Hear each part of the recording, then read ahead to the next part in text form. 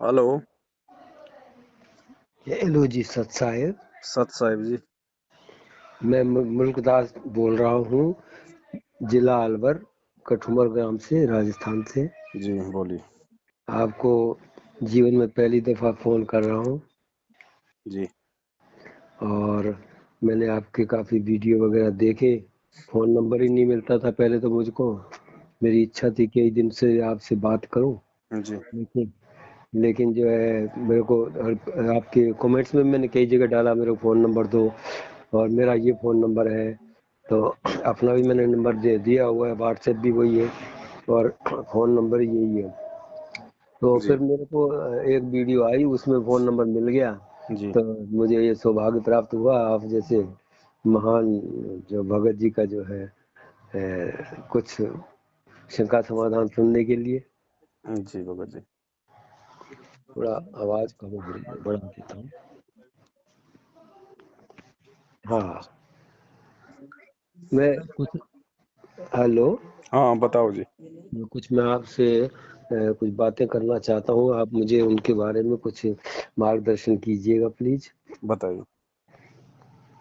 मैंने नोट कर ली है क्योंकि ऐसा नहीं कि पूरी में भूल ना जाऊँ, जी इसलिए। जी एक तो ये मैंने काफी सत्संग जो है गुरुजी के सुने, और उसमें कई प्रकार की जो छाया चित्र दिमाग में मेरे जो है बन गया। जी और मेरे को मतलब प्रथम मंत्र भी मिल चुका है और दूसरा भी सतनाम भी मिल चुका है। जी इसी साल प्रथम मंत्र मेरे को 3 जुलाई को मिला था, जी। इसी साल।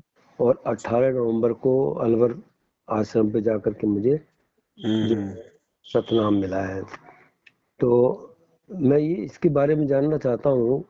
पहले तो मैं मन में सोचता था कि मेरे दिल में ये भावना तो ये थी कि भाई सबसे भक्तों से मैं यही कहता था कि मेरे को आमने सामने गुरुजी से ही नामदान लेना है और पहला प्रथम प्रथम चरण लेना है।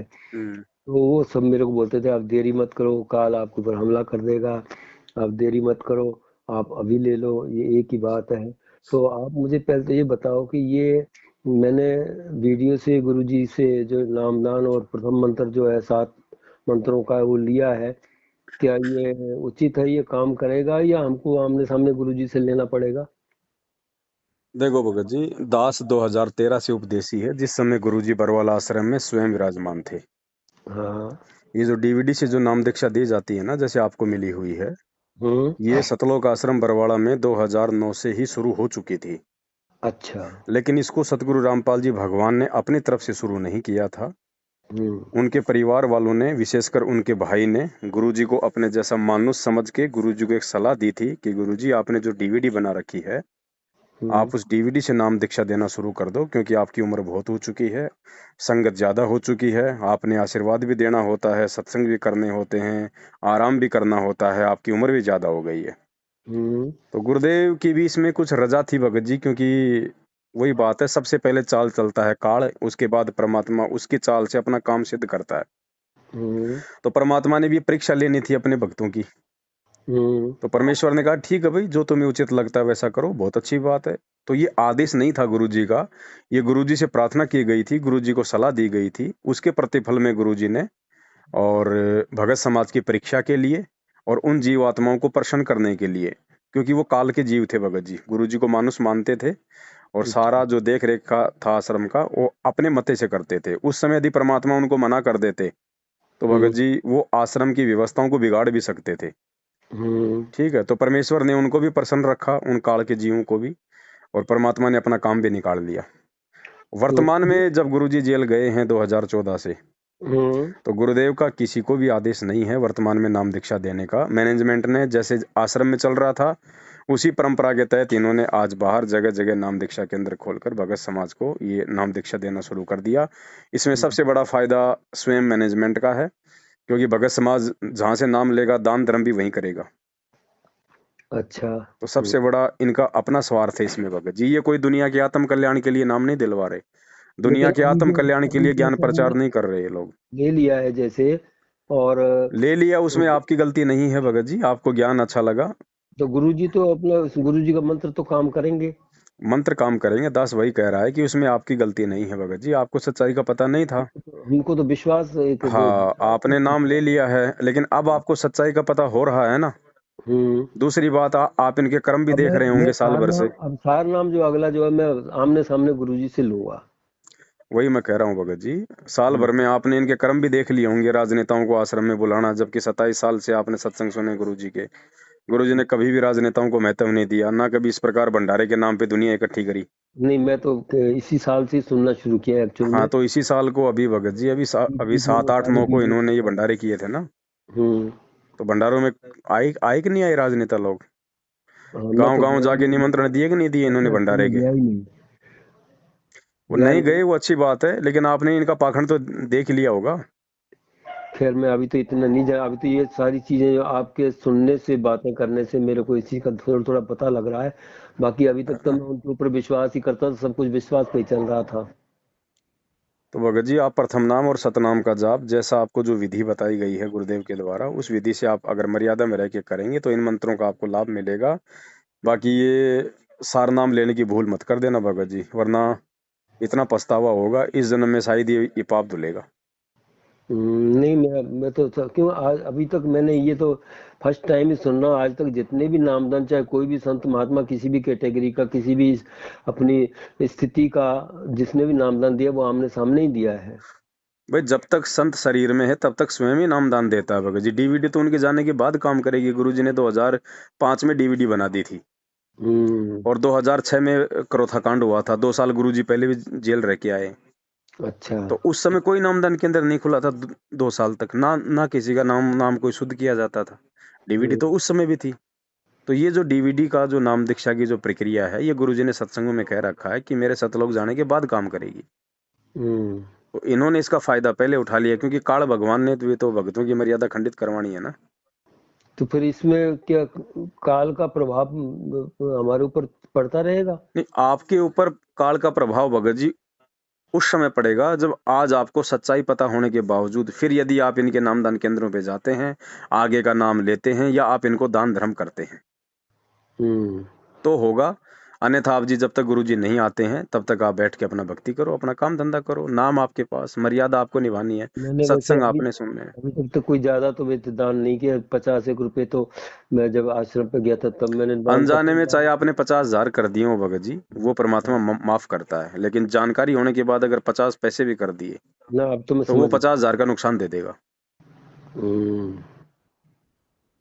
बाकी ये तो अपनी तरफ से पूरा प्रयास करेंगे आप लोगों को फांसने का। क्यों नहीं आ रहे, क्या बात हुई, नाम खंड हो गया, इतनी बार हाजिरी लगेगी, ये होगा वो तो होगा। मुझे पूरी बातों का पता लगने के लिए मैं गुप्त रूप से इनके बीच में मिला रहूंगा।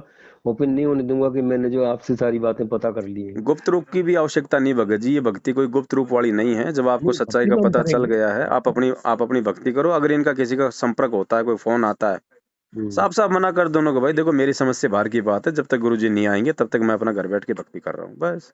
सही है। अच्छा, ये पुस्तक सेवा करते हैं, ये उचित है कि अनुचित है? पुस्तक सेवा करो भगत जी, पुस्तक में परमात्मा का ज्ञान है। हालांकि कुछ जगह इन्होंने थोड़ी थोड़ी मिलावट की हुई है अपनी तरफ से, लेकिन वो जगत वाले मिलावट को नहीं पकड़ पाएंगे। यदि हम्म। आप पुस्तक सेवा करते हो, ये ज्ञान गंगा या जीने की राह, हम्म। तो आपका ये फर्ज बनता है कि आप सामने वाले को ये बात जरूर बताओ कि भाई देखो, गुरुजी अभी जेल में है, और गुरुजी को जेल पहुंचाने के पीछे उनके परिवार वालों की मनमानियां हैं, जिस कारण से बरवाला कांड हुआ। और आज इन्होंने जगह जगह नामदान केंद्र खोल रखे हैं। आप जब तक गुरुजी नहीं आ जाते तब तक आप अच्छे से उनका ज्ञान समझो, ज्ञान सुनो, ठीक है। ठीक। और गुरुजी के आने के बाद आप नाम दीक्षा लो। और परमात्मा ने बोल रखा है कि मेरे सत्संग सुन के, हम्म। अगर मेरे सत्संग सुन के यदि कोई आन उपासना छोड़ देता है, हम्म। और तो परमात्मा उस आत्मा को 70% लाभ देता है। 70% जो केवल सत्संग सत्संग सुनता है। अब हमें दिक्कत बड़ी जबरदस्त आई हुई है। हम पहले चलते थे प्रजापिता ब्रह्मा कुमारी ईश्वरीय विश्वविद्यालय में, जी हम दोनों पति पत्नी। जी तो अब जब से हमें ये पता चला कि भाई तो ये ज्ञान ऊंचा है, और एक एक चीज श्लोक लिखा हुआ, मैं गीता की पुस्तक साथ में रख के और गुरु जी की किताब ज्ञान गंगा पढ़ी, और उससे पहले मेरे को वो एक और है, गीता तेरा ज्ञान अमृत, हम्म वो पढ़ी। तो उसके बाद मैंने एक अड़गड़ानंद जी की गीता है उसकी व्याख्या, और एक ये और भी साधारण गीता है, उसमें सब रख करके सामने, और मैं श्लोक से श्लोक मिलाता था। फिर जो वेदों के श्लोक जो दे रखे हैं वो मैं, हम्म। हमारी एक लाइब्रेरी है, हमारे एक शास्त्री जी हैं, उनके पास जाके वहां जाकर के खोज किया मैंने। उनके पास कुरान शरीफ भी, सारे धर्मों की किताबें, उसमें देखा, मेरे को सब कुछ सही मिली, तो मेरे को विश्वास हो गया। लेकिन खुद वो लाइब्रेरी रखने वाले हैं, उनको विश्वास नहीं हुआ। वो तो बोलते हैं भगवान तो निराकार है, देखो पर भगत जी, वहां उनका तो मैं अपना लिखा धंधा था। है, हम्म। उनका बिजनेस है। कल को वो अगर नाम दीक्षा ले लेंगे तो उनकी पुस्तकों को वो रख ही नहीं सकते, ना किसी को दे सकते। हाँ, सही बात है। दूसरा, ये ज्ञान भगत जी हर किसी के समझ में आ जाए ऐसा जरूरी नहीं है। इसके लिए जन्म जन्मांतरों के मजबूत भक्ति संस्कार चाहिए होते हैं। और मैं तो आपको सच बताऊं, 18 साल की उम्र से ही, जब मेरा विवाह ही नहीं हुआ था, तभी से ही मेरे पूर्व जन्म के कुछ ऐसे संस्कार थे कि मैं खोज में था। मैंने खोज करना शुरू कर दिया था कि सत्य परमात्मा कौन है, और सतगुरु कौन है। जी। बड़ा से बड़ा मुझे से ऊंचा से ऊंचा ज्ञान लेना है, और मैंने कहीं भी रुकना नहीं है। जब तक मेरे को, मैं एक खूटे से बंधा ही नहीं कभी भी, सभी के ज्ञान देके, सभी के लिए, और चक चक करके आगे बढ़ता गया, आगे बढ़ता गया। अब यहाँ आकर के मैंने देखा है तो मेरे तो पूरा ही, यानी कि एकदम जीवन में एक एक विस्फोट हो गया, क्रांति आ गई कि ये तो हमको आज तक किसी ने बताया ही नहीं। देखो, ज्ञान सच्चा है, नाम सच्चा है, परमात्मा सच्चा है, इसमें कोई दो राय नहीं है। सुई की नोक रखने जितना भी दोष नहीं है। हम्म। और आप परमात्मा की अधिकारी आत्मा थी, इसलिए परमात्मा ने आपको किसी भी तरीके से अपनी शरण में ले लिया और समय रहते आपको सच्चाई से भी परिचित करवा दिया। अब भगत जी, आप ज्ञान आधार से अपना नेक नीति से काम धंधा करते हुए मर्यादा में रह के भक्ति करो। हमें बीच में किसी एजेंट की जरूरत नहीं है। दान धर्म करना है, गुरु जी के आने के बाद करेंगे। फालतू में पाखंडों में अगर किसी का सहयोग करेंगे, मर्यादा टूटेगी, कल को फिर नुकसान होगा, फिर हम परमात्मा में दोष देखेंगे। सही बात है। अच्छा, कुछ और मैं बातें आपसे पूछना चाहता हूँ। ये जो सतयुग में, ये चारों युगों में कबीर जी आए थे, जी। तो सतयुग में जैसे त्रेता की तो लीला हमको सत्संग में सुनने को मिली है, द्वापर की भी मिली है कबीर जी की, और कलयुग की भी कबीर जी की लीला सुनने को मिली। लेकिन सतयुग वाली कोई ऐसी कोई लीला है कि जो सत सुकृत के नाम से जो उन्होंने जब वहां पर प्रकट हुए थे? सेम टू सेम बताई परमात्मा ने चारों युगों में। वो कमल के विकसित फूल पे आते हैं और निसंतान जो दंपत्ति होती है उनको उठा के ले जाती है, कुंवारी गायों से उनकी परवरिश होती है। सेम लीला है परमात्मा की। अब सतयुग में वो कौन सी आत्मा थी, वैसे तो परमात्मा ने बता रखी है, हम्म, लेकिन फिर भी भगत जी, हमें उन बातों को जान के कोई ज्यादा फायदा नहीं सही है। है कि नहीं। ऐसे तो परमात्मा का बहुत ज्यादा पुराना इतिहास है भगत जी। हम अगर उसको जानने लग गए तो वर्तमान में हमें जो ज्ञान आवश्यक है, जो मर्यादा आवश्यक है, वो हमारे लिए भगत जी महत्वपूर्ण हाँ, बिल्कुल बिल्कुल। है कि एक नहीं। मैं बाकी मैं सच परमात्मा बीच बीच जानता में हूँ जिक्र जिंदगी में। करते रहते हैं। अभी आपको साल भरी हुआ है, तो आप सत्संग सुनते रहेंगे, बीच बीच में वो जो दृष्टांत है वो आते रहेंगे भगत जी। अच्छा, इनका भी दृष्टांत है कोई, सत सुकृत का भी? हाँ भगत जी, है ना, एक विद्याधर नाम का ब्राह्मण था और दीपिका उसकी पत्नी थी, परमात्मा ने बता रखा है। अच्छा अच्छा, वो फिर कभी सीडी में आ जाएगा, अपने आप आ आ जाएगा। जाएगा भगत जी, आ जाएगा। अच्छा, एक दूसरा है, जैसे काल का रोल है क्षर क्षर ब्रह्म का, और परम अक्षर ब्रह्म का रोल है स्वयं पूर्ण ब्रह्म परमात्मा का, कबीर जी का।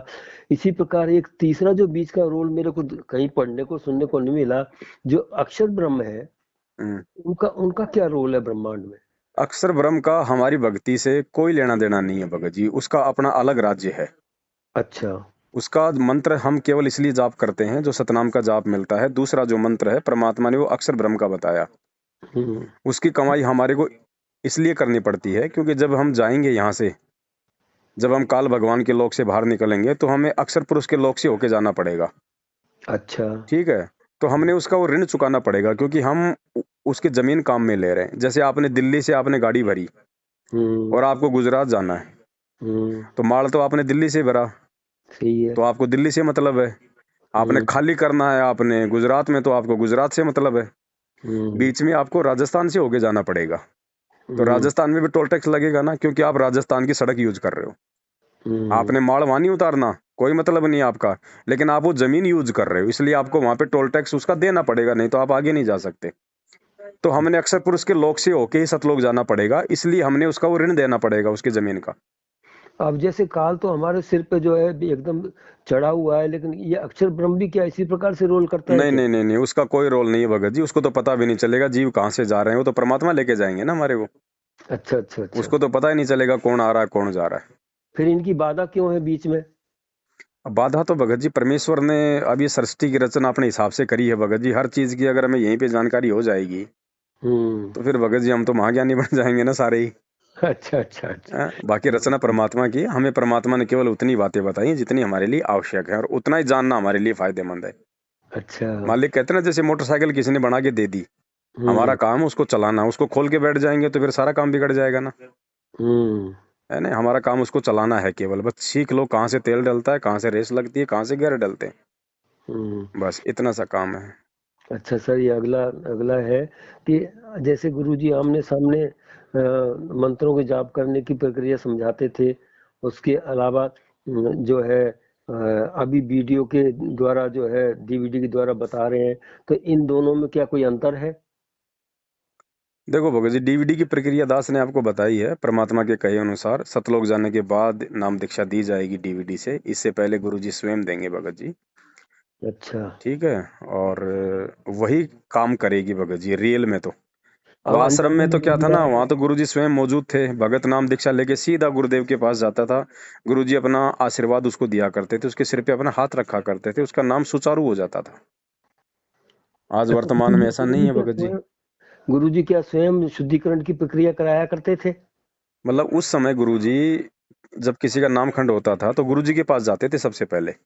अच्छा गुरुजी से प्रार्थना करते थे, तो गुरुजी अगर कह देते थे कि बेटा ठीक है, आगे से गलती मत करना और अपनी भक्ति कर, तो ऑटोमेटिक नाम सुचारू हो जाता था।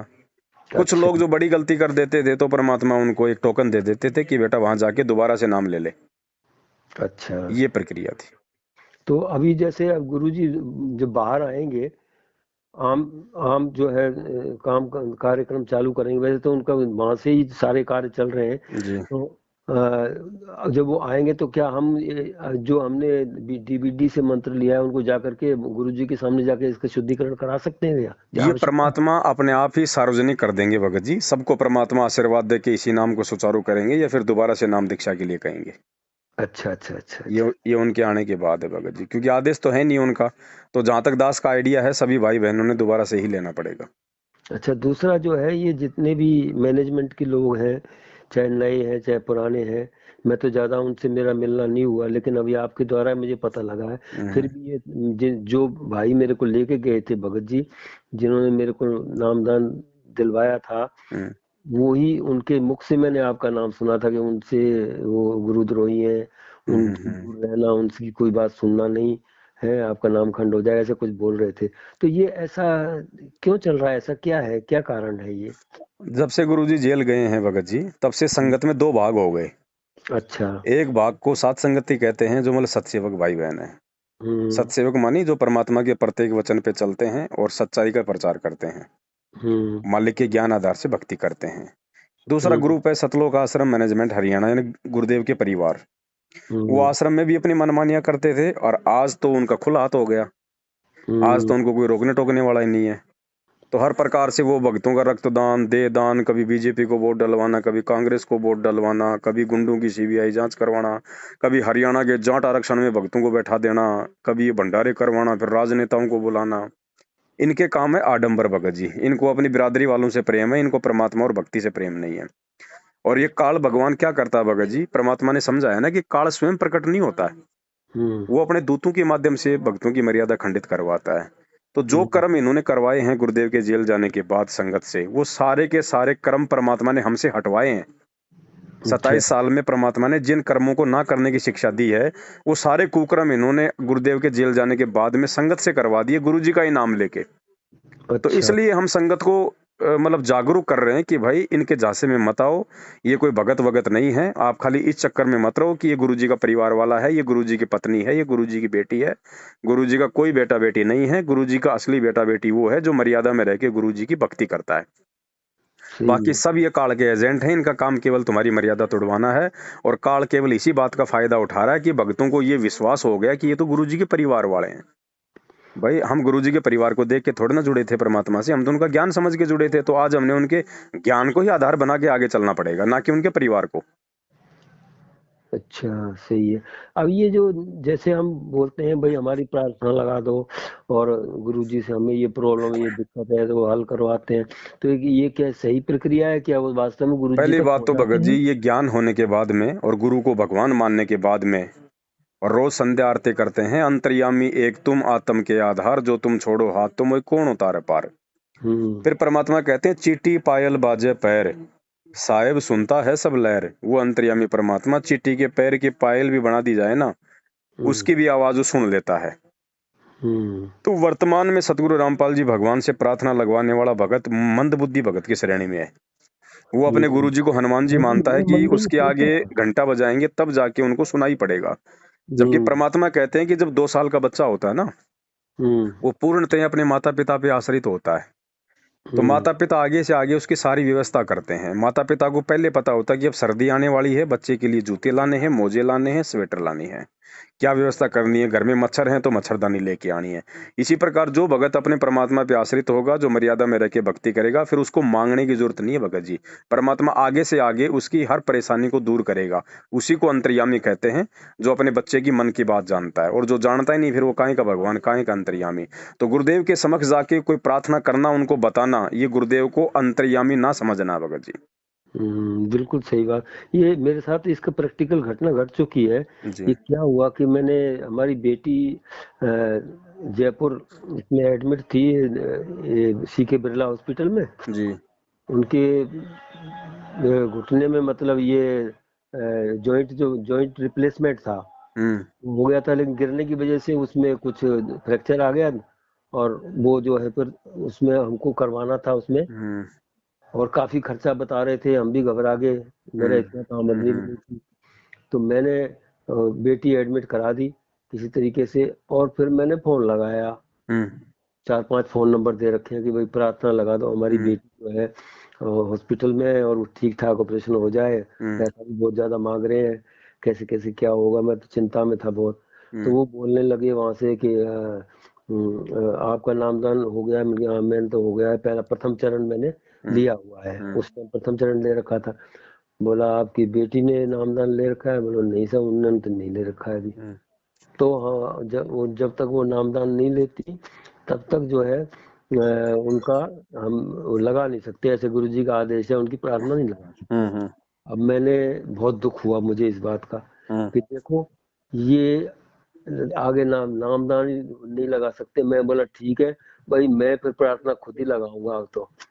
अब तो मैं खुद लगाऊंगा प्रार्थना। बिल्कुल। तुमने जो है जो जो वो कण कण में विराजमान है, अब मैं ये जो आपने बात बताई ना, ये मेरे मन में ये भावना चल गई थी कि जो कण कण में विराजमान है वो आज भी मेरे साथ है अब यहाँ। अब मैं यहीं उसको प्रार्थना लगाऊंगा, आपको प्रार्थना लगाने की अब कोई जरूरत नहीं। जी जी। अब मेरी बेटी जाने, मैंने आंखों में आंसू आ गए, मैं रोने लगा वहाँ पार्क में बैठ के।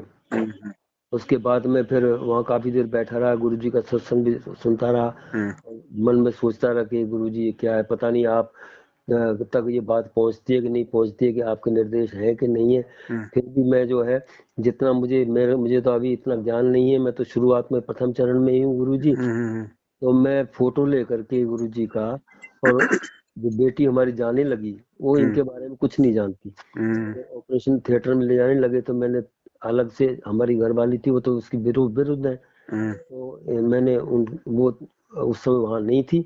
मैंने फोटो मोबाइल में उनको दिखाया अपनी बेटी हम्म को, बेटी ये फोटो आप ध्यान रखना, हम्म ये परमात्मा सृष्टि में साक्षात आए हुए हैं, हम्म गुरु जी हैं हमारे, और ये तुम्हें भी मदद करेंगे। तुम हम्म बिल्कुल घबराना नहीं, और तुम्हारा बहुत अच्छे से ऑपरेशन हो जाएगा, ठीक है। ये अपने दिल में, चेहरे में बैठा लो इसको। हम्म और मैंने उनके मोबाइल में भी जो है व्हाट्सएप करके डाल दिया। हम्म उसके बाद जो है क्या घटना घटी कि वो ऑपरेशन थिएटर में ले गए, वो चले गए, हम बाहर इंतजार करते रहे। मैं गुरुजी से प्रार्थना करता है, गुरुजी आप दया करना, कृपा करना, आप मेरी बेटी को जो है उनकी ऑपरेशन करना, ठीक ठाक हो जाए। और बहुत दिक्कत है, चारों दोनों तो हिप रिप्लेसमेंट है, दोनों घुटने रिप्लेसमेंट है। अब बाथरूम में गिरने से ये एक घुटने का चक्कर पड़ गया दोबारा। अब वो दोबारा से डॉक्टर ने बोल दिया था ये चेंज, दोबारा से चेक होगा, चेंज होगा, ये टेढ़ा जुड़ा है प्लेट। अब क्या हुआ वहाँ जो है, हमारी बेटी ने ऑपरेशन से आने के बाद पूछा, मैंने जब पूछा, वो बताती हैं कि डॉक्टर साहब आए और वो मुझे बोलने लगे कि बेटी आपने मुझे बुलाया ना, देखो मैं आ गया हूँ, अब तुम्हारा सब कुछ ठीक ठाक कर दूंगा, चिंता नहीं करना। और शक्ल डॉक्टर साहब की थी, डॉक्टर साहब का स्वरूप था कि बेटी देखो मैं अब आ गया हूँ और तुमने मुझे याद किया और मैं जो है अब तुम्हारा सब ठीक ठाक कर दूंगा। ये बात मुझे पता चली तो मैं, बेटी ने बताया तो मैं चुप रह गया, मैं उस समय कुछ नहीं कहा, हमारी मिसेज भी बैठी हुई थी। जी। तो चुप रह गया, मैं अपने दिल में रखा। फिर मैं अलग से अकेले अकेले में पूछा, कैसे थे गुरुजी? बोले डॉक्टर ने, वो कैसे, किसने कहा था? वो बोले डॉक्टर साहब ने कहा था, मैं आ गया हूँ। तो ऐसे तो कभी डॉक्टर तो बोला नहीं करते, आते हैं अपनी ड्यूटी करते हैं ना, काम करते हैं। हम्म। तो मैंने ये अनुमान लगाया, हो सकता है गुरुजी जो है रूप बना करके और उनके अंदर अब शक्ति प्रकट, गुरुजी को, उनको हम्म। जो गाइड जो है, डॉक्टर को भी पूरे गुरुजी गाइड कर रहे थे और सारा डायरेक्शन दे रहे थे, ऐसे ऐसे करना है। अब एक घटना क्या घटी, वो प्लेट जो है डॉक्टर ने सीधी कर दी हम्म। और मेरे को बताया कि आपके 45,000 रुपये बच गए हैं, डॉक्टर साहब ने। और प्लेट जो है वही प्लेट काम आ गई है, सिर्फ स्क्रू का आपको चार्ज देना होगा। हम्म। प्लेट सही है, अभी तक काम कर रही है। उसको मैंने सीधा करके लगा दिया है और सही है, अब वो काम चल रही है, ठीक चल रही है। तो मैंने वहां पर ये घटना से ये अनुमान लगाया कि देखो गुरुजी जो है, जो कण कण मैं कहाँ तो प्रार्थना लगाया था वो मना कर रहे थे, कहाँ आकर के थोड़े पैसे मेरा, जहाँ 1,40,000 बोल रहे थे, वहां मात्र 98,000 में मेरा काम हो गया। देखो भगत जी, इसमें दो तीन बातें हैं ज्ञान आधार से आपको समझने की आवश्यकता है। हम्म। सबसे पहली बात तो ये कि अनुपदेशियों की प्रार्थना ये लोग इसलिए नहीं लगाते हैं क्योंकि परमात्मा ने अनुपदेशी व्यक्ति का जो दान है ना, वो हाँ। लेना वर्जित कर रखा है। तो अच्छा। इनको पता है कि अगर इसकी प्रार्थना लगाएंगे तो कुछ दान धर्म तो कुछ आना नहीं हमारे को। अगर कोई सही। नाम उपदेशी होता उसकी तो तुरंत लगा देते और कह देते कि गुरु जी का आदेश है, पाठ करवा दो, ज्योति करवा दो। हम्म। ठीक है। नंबर दो, भगत जी, अनुपदेशी की प्रार्थना इसलिए भी नहीं लगाई जाती है क्योंकि भगत जी अब देखो हर आदमी दुखी है सृष्टि में। ठीक सही है। है। उसके लिए भगवान आया हुआ है, अपना ज्ञान दे ही रहा है। अब ज्ञान समझ के लोगों ने परमात्मा की शरण में आ जाना चाहिए ताकि बिना मांगे परमात्मा सबके दुख दर्द को दूर करे। अब अगर हम्म। ऐसे अनुपदेशों की प्रार्थना लगाने लग गए तो भगत जी पूरी पूरी दुनिया दुखी है फिर। भाई सही है। परमात्मा को और भी तो काम है। तीसरी और बात भगत इस जी समय आप, जितने भी उपदेशी लोग शुरू शुरू में नए लोग आते हैं, वो सब दुखी होकर के ही आ रहे हैं कि मेरे दुख दूर हो जाएंगे। ले, मुख्य उद्देश्य उनका यही होता है लेकिन पहला। वो तो उपदेश ले लेते हैं ना, उपदेश लेने के बाद तो परमात्मा उनको राहत देता है। अब जिसने कनेक्शन लिया ही नहीं तो उसके घर में लाइट कहाँ से आएगी, आप चाहे कितनी प्रार्थना करो। सही बात है। ठीक है। तीसरी बात ये भगत जी, ज्ञान हो जाने के बाद में प्रार्थना लगानी भी नहीं चाहिए, चाहे उपदेशी हो चाहे अनुपदेशी हो, सब उस परमात्मा की आत्माएं हैं। जब हम्म। महाभारत के युद्ध में टटीरी पक्षी के अंडे जब वहां पे रखे थे और उसने देखा कि आज तेरे बच्चे मरेंगे, तो उसने भगत जी कौन से नामदान वाले से उसने प्रार्थना लगवाई थी? कौन था उसका एजेंट भगत जी? उसने अपनी आत्मा से प्रार्थना लगाई थी। सही तो है। परमात्मा ने इंद्र के हाथी का 88,000 मन का घंटा तोड़ के महाभारत के युद्ध में उसके बच्चों की रक्षा की। कोई एजेंट नहीं था ना उसका। हम्म। मीरा बाई ने जब जहर पिया तो भगत जी वो कौन एजेंट बना था बीच में? उसने आत्मा से पुकार करी थी, परमात्मा ने अमृत बनाया ना। जब प्रहलाद बिल्कुल। भगत को गर्म तेल के कढ़ाई में डाला गया, उसने कौन से एजेंट के थ्रू भगत जी प्रार्थना लगवाई थी? उसने आत्मा से पुकार करी थी ना। आज हम्म। भी वही परमात्मा इस धरती पे है, लेकिन हम लोग आत्मा से पुकार नहीं करते, हमने एजेंट बना लिए। हम्म। चौथी बात भगत जी, आपने अपनी बच्ची के लिए जो प्रार्थना की थी कि परमात्मा ये ठीक हो जाए, ये हो जाए, ये आपकी गलती है भगत जी। अच्छा। आपने जो प्रार्थना करी है ना, हम्म। और आपकी बच्ची ठीक हो गई, परमात्मा को आना पड़ा, हम्म। इसमें भगत जी आपकी भक्ति बर्बाद हुई है। अच्छा। इसमें आपकी भक्ति गई है। परमात्मा ने इसका तरीका बताया है कि हम्म। आप अपने बच्चों के लिए प्रार्थना जरूर करो, लेकिन उनको नाम से जोड़ने की प्रार्थना करो कि परमात्मा ये बालक है, आप ही का है, नादान है, अभी इसके समझ में नहीं आ रही, आप इसको भी अपनी शरण में लो। ये प्रार्थना तो आपकी जायज है। आप हम्म। अपने बच्चे के दुख तकलीफ की प्रार्थना यदि करते हो और वो यदि परमात्मा सुन लेता है तो भगत जी वो आपकी भक्ति से परमात्मा उसकी सहायता कर रहा है, यानी आपकी भक्ति बर्बाद हो रही है वहां पे। अच्छा। तो हमने ये गलती बिल्कुल भी नहीं करनी है, भूल के हाँ, भी तो भगत जी, हमने मैंने स्वयं सतलोक मुझे जाना पता है। नहीं था, इस बात का हम ज्ञान भी नहीं अपनी था। भक्ति को यहीं पे बर्बाद करते रहेंगे, अपने अपने टायर की हवा हम दूसरे के टायर में डालेंगे तो क्या होगा भगत जी? हम्म। तो इसके सही। लिए तो आप जी गुरु जी को दंडवत करके समय याचना मांगना। ठीक है। और बिल्कुल। बाकी भगत जी, एक बात बताओ, हम्म। आपकी बच्ची परमात्मा की आत्मा है, यदि मालिक ने उसको अपनी शरण में लेना है, उसका संस्कार है, भगत हम्म। जी वही रक्षा करता हुआ आ रहा, आज से पहले भी वही करता आ रहा था, आगे भी वही करेगा, हम चाहे कहें चाहे ना कहें। आज तो आपने प्रार्थना कर ली, और आप यदि उसको पैदा करते मर जाते तो भी आपकी बेटी की रक्षा तो होनी थी ना। फिर सही कौन कर बात, रहा था, किसकी प्रार्थनाओं पे कर रहा परमात्मा बिल्कुल बिल्कुल। है? वो सब उसकी आत्मा है भगत जी। ये तो इन लोगों ने बांट दिया लोगों को कि तुम जगत वाले हो, तुम भगत वाले हो। अरे ये तो विचार करो, जितने भी भगत हैं सारे पहले जगत ही तो थे। अभी और आपने तो जगत मेरे में को रहते ये सहते उनके एनलाइट ऊपर कर जो दिया। भी, और जगत में आ, रहते सहते उनके ऊपर जो भी तकलीफ आ रही थी वो कौन दूर कर रहा था? आपने तो ये बात मेरे को बिल्कुल सही बता दी, लेकिन अगर यही बात मैं ये मैनेजमेंट को बताता हूँ, वो तो पब्लिसिटी करके वहाँ सत्संग में मेरे को खड़ा कर देंगे माइक लेकर के। बताओ आपके साथ कैसे कैसे क्या हुआ था। देखो भगत जी, ये लोग ना इतनी बातें सुनते हैं ना इतनी बात ये करते हैं, क्योंकि ना इनको पता है इन सब बातों का। इनको हम्म। केवल अपने धंधे से मतलब है। जितना इनको दिशा निर्देश दिया गया है उतनी ये बात करते हैं। रही बात ये आश्रमों में प्रार्थना लगाने की, भगत जी लाखों की संगत है। दिन हम्म। में कम से कम 1,000 लोगों की प्रार्थना लिखी जाती है। हम्म। गुरु जी बैठे हैं जेल में, सप्ताह में 2 बार मिलाई होती है। एक सप्ताह में एक दिन तो वकील मिलते हैं, वकील तो अपनी वकालत का काम करेंगे। एक हम्म। दिन उनके परिवार वाले मिलते हैं, 20 मिनट का समय मिलता है। 20 मिनट में 10 मिनट तो परिवार का रोना धोना ही नहीं होता पूरा। गुरुजी उसने ये कह दिया, उसने वो कर दिया, उनकी आपस का राग द्वेष ही पूरा नहीं होता। बची गुरुजी के पास में 10 मिनट। चलो हम हम्म। पूरी की पूरी 20 मिनट दे देते हैं। अगर हम्म। आप एक भगत की प्रार्थना लगाओगे तो 1 मिनट बताने में, 1 मिनट गुरुजी को बताने में, 20 मिनट में कितनी प्रार्थना लगी? 20 प्रार्थना लगी भगत जी। एक सप्ताह में कितनी प्रार्थना हुई? 20। जबकि रोजाना हजारों प्रार्थनाएं लिखी जा रही हैं। सबको ज्योति पाठ का आदेश दिया जा रहा है। सप्ताह में 7,000 लोगों को ज्योति पाठ का आदेश दिया जाता है। कौन दे रहा भगत जी? ये हम्म। मनमान आचरण हो रहा है सारा का सारा। हम्म। लोग देख लेते हैं कि सामने वाली पार्टी क्या है, कैसी है, उसी आधार से। अगर कोई गरीब है, दुखी है, तो कह देंगे अपनी भक्ति बढ़ाओ, गुरु जी का आदेश है। थोड़ा मीडियम ठीक ठाक आदमी है तो बोलेंगे ज्योति कराओ। थोड़ा पैसे वाला तो बोला पाठ कराओ। हम्म। धंधा चल रहा है इनका। सही है। तो आपने भगत जी इन लोगों से अपना संपर्क बिल्कुल तोड़ देना है। ये आपके ऊपर परमात्मा की विशेष मेहर है, जो परमात्मा ने आपको बहुत ही कम समय में सच्चाई से परिचित करवा दिया। हम्म। ठीक है? अभी तो मैं यानी कि इतना उनके चक्कर में आया ही नहीं हूँ अभी तक। आना ज्यादा भी नहीं मत आता। भगत जी, आना भी मत। हाँ। अनजाने में आ जाते तो कोई बात नहीं थी। अब जानबूझ के गलतियां करोगे फिर भगवान भी नहीं माफ नहीं करेगा। नहीं, अब तो समझ गया मैं। अगर वो, अच्छा। अगर उनकी तरफ से, आपने तो अपनी तरफ से ना जाना है, ना लेना है, ना देना है। उनकी हम्म। तरफ से कोई फोन आता है, साफ साफ मना कर दो नको भैया, देखो मेरी समझ से बाहर की बात है। मैं अपने घर बैठ के भक्ति कर रहा हूँ, जब गुरु जी आएंगे उस समय देखेंगे बस। ठीक है बिल्कुल। सीधा सा अभी मैं तरीका तो है ये भगत जी। लास्ट 5 मिनट और मैं ये लूंगा आपके।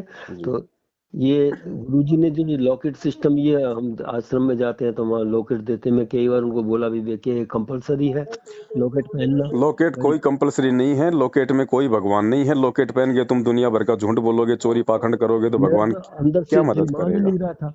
और आश्रम में जबरदस्ती, वहां में सतनाम लेने गया तो जबरदस्ती मेरे गले में डाल क्या दिया। होता है भगत जी, शुरू शुरू में भगत जब जुड़ता है ना, तो थोड़ा सा हम्म। भगत का भाव बना रहे, है ना। हम्म। उसको लगे कि यार कुछ मिला ही नहीं, कुछ दिया ही नहीं। दूसरे हम्म। पंथ वाले तो सब लटका के फिरते हैं, है हम्म। ना। फोटो का मतलब होता है गुरु जी की याद आना, गुरु जी का ध्यान करना। बाकी हम्म। फोटो में भगवान नहीं है, हम सब जानते हैं। परमात्मा ने तो खुद मूर्ति पूजा का खंडन किया है। अब हाँ। उस समय फोटो नहीं थी, क्योंकि कैमरे नहीं थे, तो लोग मूर्तियां बनाते थे। आज मूर्तियों का प्रचलन कम हो गया तो ये फोटो में आ गई, तो फोटो का ऊंचा, मूर्ति को बात ही की है भगत जी। तो तो क्या फोटो गुरु का जी की काम केवल आज्ञा है इतना क्या? है कि हम केवल उस परमात्मा की याद आए हमारे को, बस। अच्छा, क्या गुरु जी की ऐसी आज्ञा है कि लॉकेट पहनना ना जरूरी ना, है? कोई आज्ञा नहीं है परमात्मा की। इन्होंने अपनी मनमर्जी से चला रखे। ये मनमर्जी, ये मनमर्जी समझो भगत जी। अब आश्रम से बहुत सारे काम जो थे वो मनमर्जी के थ्रू हो रहे थे। हम्म। अब यहाँ उसके 27 साल पहनने का से परिणाम क्या निकला? गुरु जी के किसी भी सत्संग में ऐसा कोई आदेश नहीं है कि हम्म। लॉकेट पहनना आपके लिए कोई जो है वो जरूरी है। आप पहनो तो कोई दिक्कत नहीं, ना पहनो तो कोई दिक्कत नहीं। अब क्या है, उनका कहना मान के चलो, मैंने पहन लिया, उनकी बात रख ली। पहन के मैं यहाँ घर आया, हमारी मिसेज तो विरोध करती है और वो इस चीज को नहीं मानती। बोला एक ही जगह रहो, दो दो जगह। मैं इधर ब्रह्मा कुमारी में चल रही हूँ, तुम उधर चल रहे हो। और इनके तो जेल वगैरह में वो काफी मतलब उनको भड़काया हुआ है। तो जिसकी वजह से वो मैंने कपड़े वगैरह उतारे, मैं भूल गया उसको उतारना। और अच्छा। उन्होंने देख लिया और वो तोड़ने लगी। ये क्या ले आया तू यहाँ से, इसका मतलब तुम आश्रम गए हो? अलबत्त मेरे पीछे से झूठ बोला, मुझसे छुपाया। और वो तोड़ने लगी। मैं अपने आप उतार के रख देता हूँ और नहीं पहनूंगा मैं। चलो देखो ठीक भगत है। जी, बात ऐसी है। हम्म। आप जो ये काम कर रहे हो ना, ये भी वैसे एक प्रकार से मतलब दोगलेपन में आता है, जो भक्ति मार्ग में नहीं चलता है। आप अपनी पत्नी का सामना करो भगत जी। आप कोई गलत काम नहीं कर रहे हो, आप जबरदस्ती उससे भक्ति नहीं करवा रहे हो। उसको समझ में आ रहा है वो अपनी भक्ति कर रही है, आपको समझ में आएगा तो आप अपनी भक्ति करोगे। इतना तो आपने संघर्ष करना पड़ेगा, हाँ, इतना तो साफ वो साफ कहना बोलना पड़ेगा कि देखो जरूर। जी, मुझे जो समझ में आया मैं कर रहा हूँ, मैं आपको मना नहीं कर रहा। आप चाहे ब्रह्म कुमारी पूजो, चाहे वो राम कुमारी पूजो। मैं जो हम्म। भक्ति कर रहा हूँ वो मैं मेरी समझ से कर रहा हूँ, मैं आपकी भक्ति में बाधा उत्पन्न नहीं कर रहा हूँ। तो ये तो भगत जी आपने देखो संघर्ष करना पड़ेगा। अगर आप ये डर डर के इस प्रकार से काम करोगे तो भगत जी ये परमात्मा के प्रति अविश्वास में आता है। मैं थोड़ा सा इसलिए डर जाता जब हूँ वो भगत काल जी। की भक्ति करते हुए इतनी ज्यादा दृढ़ है, तुम्हें हाँ, डरा रही है, धमका रही है, आपको तो भगत जी परमात्मा की भक्ति मिली हुई है, आपको किस बात का डर है? मैं सिर्फ इसलिए थोड़ा सा वो हिचक जाता हूँ कि घर में अशांति हो रही है, घर शांति भगत जी बनी उसका रहे। नहीं है क्या? शांति उसको नहीं चाहिए क्या? वो क्यों करती है जबरदस्ती? हाँ, सही है। घर उसका नहीं है क्या? उसको नहीं चाहिए कि शांति? भगत जी आपके अकेले की जिम्मेदारी थोड़ी है। और आपका उन्होंने काम है, आपका जो काम है, जो जिम्मेदारी है वो आप अपनी निभा रहे हो। बाकी अपने आत्म कल्याण के लिए आपको पूर्ण अधिकार है कि आप किसकी भक्ति करना चाहते हो। सही है। आत्म कल्याण के मामले में गुरुजी ने साफ साफ बोल रखा है कि ना तो माँ की बात माननी है, ना बाप की माननी है, ना अपनी पत्नी की बात माननी है। कल को अगर उसकी बात मान के अगर मैंने भक्ति छोड़ दी या भक्ति ऐसे करी नहीं करी और कल को यदि गधे बन के खड़े हो गए, वो पत्नी आपकी योनि छुड़वा देगी क्या? हम्म।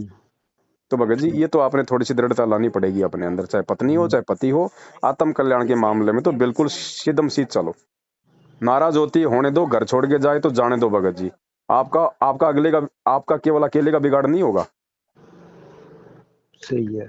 और परमात्मा के लिए जो जो जो इतना संघर्ष करता है, फिर परमात्मा उसका कुछ बिगड़ने भी नहीं देता। वरना फिर भक्ति की क्या आवश्यकता? फिर मालिक कहते हैं, जय हमरा भक्त पछोड़ी होई, तो हमरा नाम न लेवे कोई। अगर मेरे भक्तों पे आपत्ति आ गई भक्ति करते करते, तो मुझे कौन याद करेगा फिर?